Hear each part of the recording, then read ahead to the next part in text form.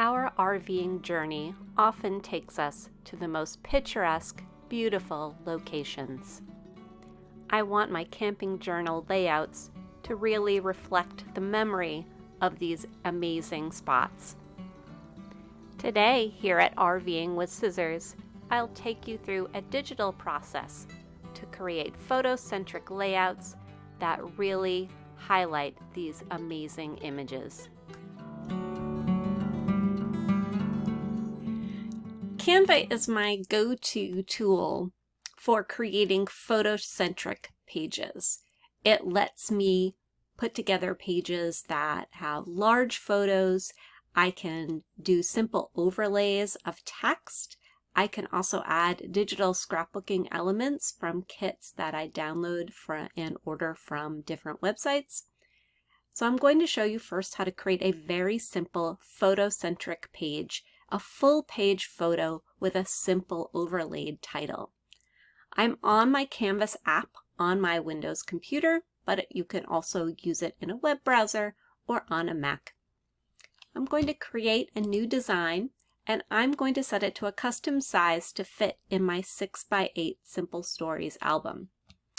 So I'll click Custom Size, and I've set my units to inches so that I can use my measurements. And the measurements for my page are 6 3/4, 6.75 inches by 8 1/4, 8.25 inches. And I'll create a new design, and it will give me a blank canvas in Canva so that I can move in my photo. You can upload any photos you want. I've already uploaded a photo that I have collected for this project. This one is a picture of Lake Superior when we were at the Union Bay Campground. It was very peaceful and placid that day, so I want to create a page and call it Tranquil, because that's exactly what it was. I'm going to drag over my photo, just click and drag. It will drop it on the page in a smaller size, and I'm going to blow it up so that it fills the whole page by clicking and dragging on the corners. So I'll drag one corner out, I'll drag another corner out until it overlaps the bottom, and then I'm going to just reposition it side by side until I get the portion of the picture on the page that I want. There's this stick in the picture that I'm going to hide by just dragging it off screen. So I'll drag that over, kind of center my picture so I can see the lake, the land in the background, and the dock and the rocks in the foreground. This leaves me a nice blank spot in the top where I can put my title. In Canva, I can overlay text by grabbing the text tool. Just click on that tool, and I'm just going to say add a little bit of body text. I don't want to add any formatting yet.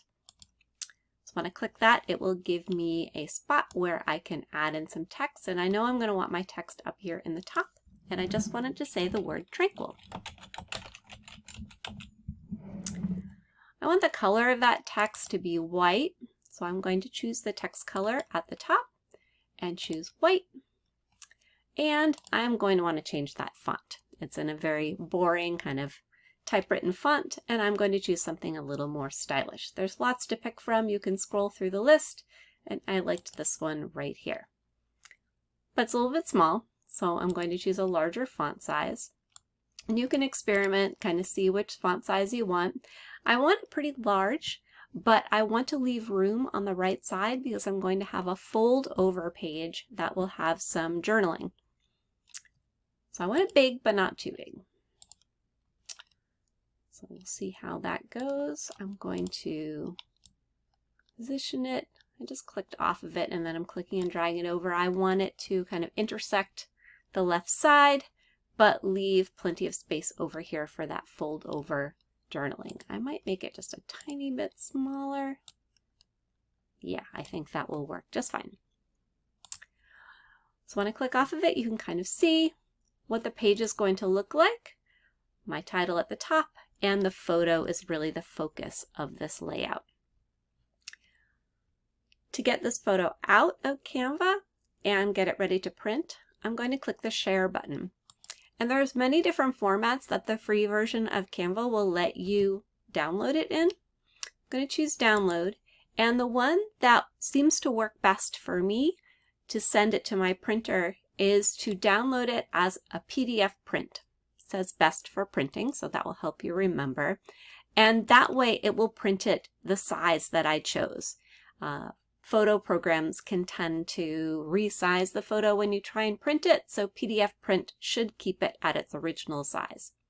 And I'll download that to my computer so I can print it later. You just want to choose the location where you want to save it. I'll just put it in my downloads and hit save. Once it's saved, I'm going to find it in my downloads folder. So I'll open up my downloads folder and I can see my tranquil layout here. Double click on that and it's going to open it up in my Adobe PDF software, and you can see the full page photo with my text overlay. Looks just the way I designed it in Canva. I can send this to my printer by clicking the printer icon, and it will come up with my printer dialog box. You're going to have to look at yours. It will most likely look different than mine. I have a Canon printer, but what you want to make sure is that you choose your settings for photo printing. This print will be smaller than an 8.5 by 11 page, so I don't have to have my borderless setting on because it will fit on the interior of an 8.5 by 11 sheet of paper. I like to print mine on matte paper, so my photo paper is a matte. You may have a different type of photo paper. You'll choose the one that will mark yours. My matte paper is double-sided, so I'll be able to print another design on the other side, and a little later I'll show you the kind of paper that I use. I set my print quality to high and my paper size to 8.5 by 11. And then all I have to do is click OK and make sure that it's set to print the actual size, so it prints that 6 3/4 by 8 1/4, so it will fit exactly in my album. And then just go ahead and hit the print button and it will send it to the printer. Now that I have my focal point photo page complete, I'm going to work on the thin journaling spot that will fold over in front of the large photo. So I'm going to create a new canvas project. We'll create a new design, and I'll also do the custom size. And this one is going to be thinner. It's going to be 3 inches, but the same height, 8 1/4 inches. And don't forget to change it to inches. Don't leave it on pixels. So we'll do that again. That's a pretty common mistake to make. So 3 inches by 8.25 inches. So I will create a tall, thin spot, and that's going to fold over that focal point photo and give me a place to write some journaling. I'm going to use some digital scrapbook elements in this, as well as a screenshot of a map that shows where we were in Union Bay Campground. It was the farthest west we have so far been in our camper, so I wanted to mark that milestone. The first thing I'm going to do is I'm going to grab a background paper.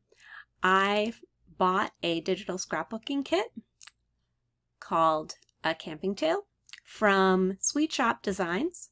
I'll link that website in the description, but there are some great digital scrapbooking kits that have lots of elements and papers that you can use, and I chose a pattern paper for the background of this layout.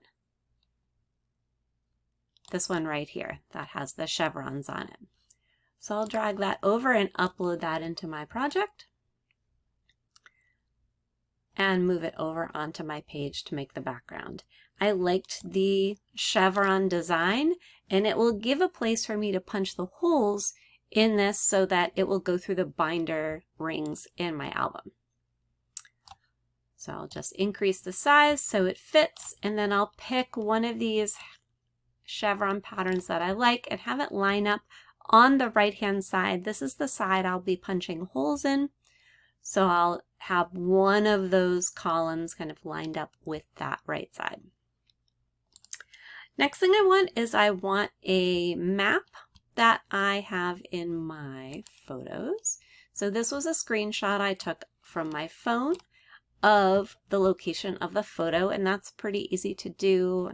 In most phones, it will take the coordinates of where you are and be able to place that on a map. And so I screenshotted that from my phone's photo gallery. I'll drag that on. Just be careful not to substitute the background. Just want to drag it on as a separate element. And then I don't need the time and the menus at the top and bottom. I just want the map part. So I'll edit the image and I'll crop it so that I can adjust. So I'll drag my corners. I just want the top of my map there so I can see the photo spot, and I'll end it at the bottom of Florida. Hit enter and it will accept the crop. And I will loosely position this up in the top. Again, leaving this column of chevrons intact because that is where the holes will be punched so it can go in my album. I think I'm going to add a border to this later, but I need to pick a color for that. So let's see, I'm going to make a spot down here for my journaling. So let's work on that and maybe we can find a good color. So I'm going to go to Elements and I'm going to grab the shapes, grab a rectangle, and it automatically will choose a color matched from the photo. And I'm just going to freeform drag it out to be the rest of the width with a little bit of border down at the bottom, matching the height. And if you look at the lines, it's helping me line it up with the edge of the photo, which is great. I think this is a little too dark. I want this a little bit lighter. So I'm going to go up to my color picker, and it does have like a lighter aqua blue, and I think I'll pick that one. This is going to just give my words a chance to stand out from the background. All right, and then I'm going to change the border of my picture. So I'll click on the border on the map. I'm going to choose a border style, and then I'm going to pick the color, and I'm going to make that match as well. So trying to coordinate things a little bit. And I can even make that border just a tiny bit bigger. I just want to make sure that doesn't cover up my picture. It does not, so good. Okay, so now I'm going to add my journaling. And I've already typed it into a word processing document so that it does the spell checking for me. And then I will copy it and paste it into a text box. So I'm going to grab my text tool. I'm going to add a little bit of body text again. And I will paste in. So I've already copied it. I'm going to paste it in and resize it. I'm going to grab this right hand so that it fixes the word wrap. If I grab the edges, it will word wrap it so that it fits. And I just want to watch my font size. I don't want my journaling to be too small so it's difficult to read in the album. So something between 10 and 12 is usually a good idea. And also I want to, right now it's centered. Don't really like that for paragraph text. So I'm going to change the alignment to just left aligned. And I'm going to try, I like typewriter fonts sometimes for my journaling. So I'm going to pick this Special Elite as the typewriter font. And I'm going to bump my font size up maybe to 12. All right, how does that look? Drag that around, and that fits really well. And that's even leaving a little space on the bottom, perhaps for an embellishment. So I'm going to go back to my digital scrapbooking kit and see if I can find an embellishment that might fit in that space down the bottom. And there is a little pine branch here that I think might be great. So I'll drag that onto my project and place that down at the bottom, kind of giving my journaling a place to rest. I can let it overlap, or I can resize it a little bit smaller, perhaps something like that, and make it, maybe give it a little dimension. Let's see if we can add a little shadow to that. All right, so I'm going to edit my image while that's selected, and I'm going to grab the shadows, and we'll see what a drop shadow looks like. So it just adds a little bit of dimension. I'll increase the size a little bit. So it kind of looks like there's a little branch on the bottom of my journaling. And again, I still have this whole row right here that's left for the holes I'm going to punch. And I think that looks good. Question is, will I leave my text black? I think so, because there's black text in the map, so that kind of coordinates with that. And I think we're good. So we're going to hit share again, download this, and again, I'm going to do PDF print so that it will retain my size and download that to my downloads folder. It will automatically grab the title from the journaling, and you can shorten that. It grabs a lot of the title. So I might just say Union Bay journaling page. There we go. And save that. And then once again, if I look at my downloads, I can see my Union Bay journaling page is there. If I open that up, the PDF, give it a second to load. There we go. And so now we are ready to print this. And so again, same thing. You'll go to print and actual size, check your printer settings. Hopefully it stayed the same. Again, we're printing on 8.5 by 11 paper, and we can print this out. However, I also want to put something on the back side of this and take advantage of the double-sidedness of the paper. So let's design that first before we print.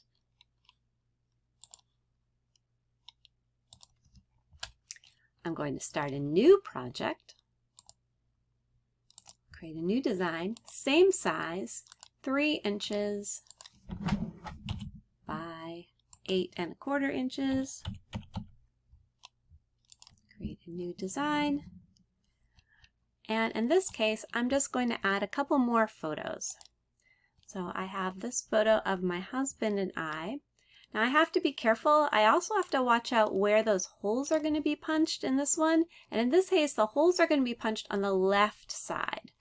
So what I'm going to do is I'm just going to use my photos, but I'm going to make sure that there's nothing too important close to this side of the photo. So if I just leave a little kind of vacation room over here, our face is over on the right side, and the left side will have room for those holes. The other photo I wanted to use is this one of our feet. So I'll drag that one over and increase the size right there. And I want this one to be fairly large.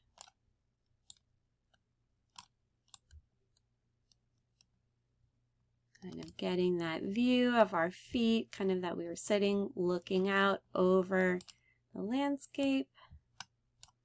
And again, leaving a little room right here for, again, another embellishment. So I'll go and look through here.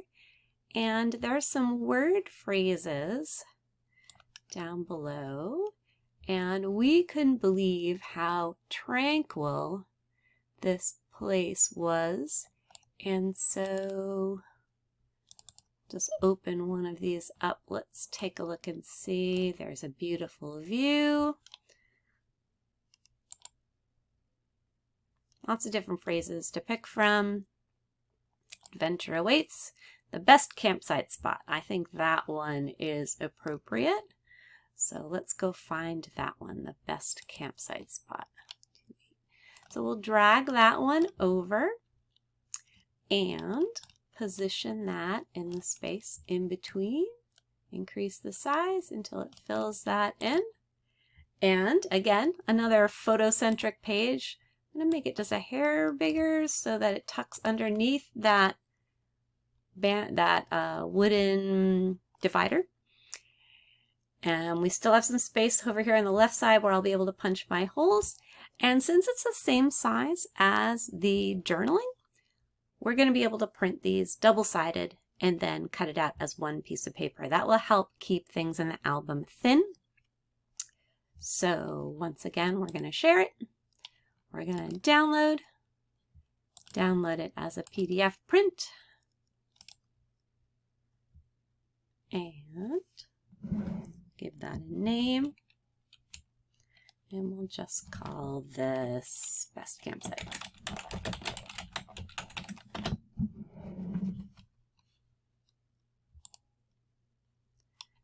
All right. Pull up the downloads. Best campsite spot. And now we'll be able to print these back to back. So we'll go to File and click the printer button, make sure actual size, photo printing, matte photo paper, and then we will grab our double-sided paper and print it, flip it over, and print the journaling on the other side. Here's the double-sided photo paper I use. It's Koala brand double-sided matte photo paper, and I'll leave a link to that in the description below. I just print it from Adobe PDF. It prints on one side. I take the paper out of my printer and just flip it over, put it back in the cradle, and then print the second side. And because of the way I designed it in Canva, it prints it exactly on the opposite side.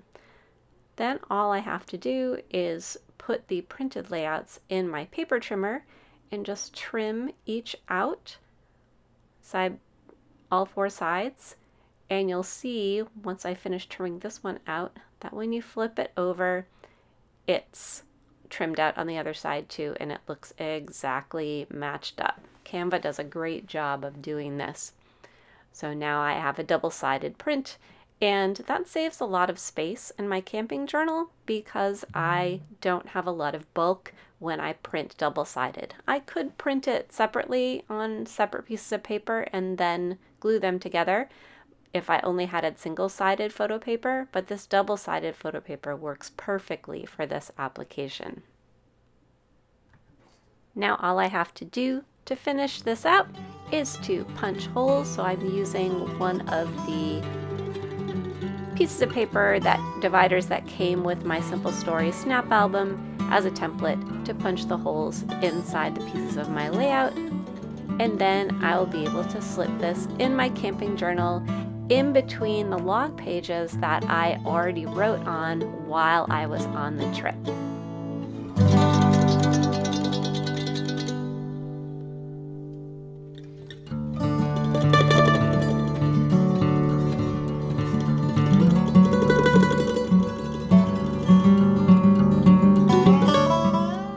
So thanks everyone for joining me today for this photo-centric layout using Canva. I hope you enjoyed it, and if you did, please like this video and subscribe to my channel for more camping journal and RVing fun. Thanks everyone, have a great day.